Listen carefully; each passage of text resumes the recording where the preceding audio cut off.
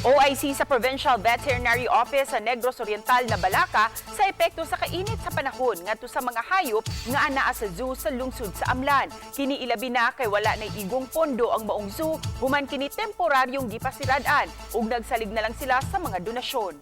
Ani ang report. Adunay 26 ka nagkalain-laing matang sa hayop ang anaa sa zoo sa Amlan sukad kini gibuksan ni adtong 2014. Usa sa paboritong tan-awon sa mga bisita ang tulo ka mga tiger. Apan niadto lang Marso 9 namatay ang labing dakong tiger sa zoo nga ginganlan nila og Akron. Ang kakuwang sa supply sa pagkaon ang gitumbok sa caretaker nga hinungdan. Hulyo sa miaging tuig, nahukman sa cooperative nga mo'y nagda sa zoo nga temporary unang sirad-an ang zoo.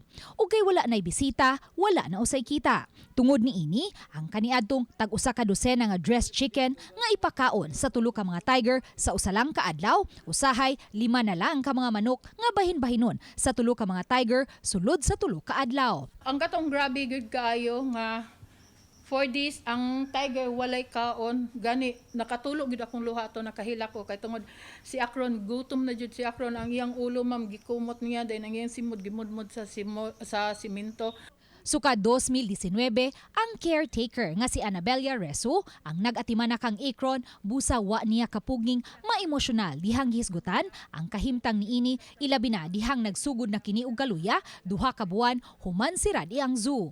Gawas sa kamatayon ni Akron, mabantayan usab ang epekto sa gamay nga pondo sa zoo sa kahimtang sa pipila ka mga hayop sama sa camel nga ginukano-ka na. Matod sa caretaker dinhi, temporaryong gipasirhan ang zoo dinhi sa Amlan aron unta kini ma-renovate. Apan milabay na lang ang 8 ka buwan, walay nahitabong renovation, apan naapektuhan hinuon ang supply sa pagkaon sa mga hayop, lakip na ang sweldo sa mga trabahante dinhi.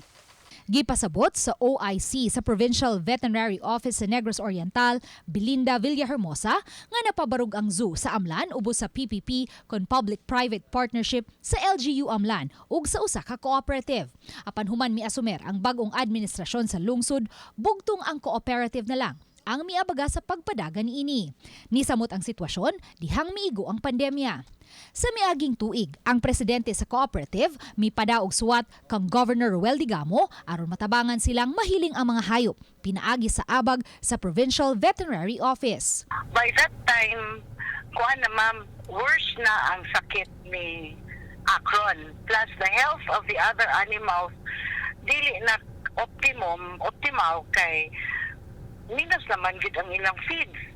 Sa yuning tuiga, nakapahigayon og assessment ang Provincial Veterinary Office sa mga hayop ug nasuta nilang nanginahanglan kini og dakong pondo. Misaad si Governor Digamo niadto nga ilakip kini sa supplemental budget ug gitakda ang ilang meeting sa mga veterinarians niadtong Marso 6. Apan pagka Marso 4 nahitabo ang Pamplona Massacre, diin namatay si Governor Digamo og laing 8 ka mga tawo. Matod sa OIC Provincial Veterinary Office nga wala siya mahimo karon tungod kay walay memo gikan sa buhatan sa gobernador nga nagmando kanila sa pag-atiman sa mga hayop sa zoo. Uban ni Cleofer Lumayag ug Alfonso Bliz, Luan Mirondina, GMA Regional TV Live.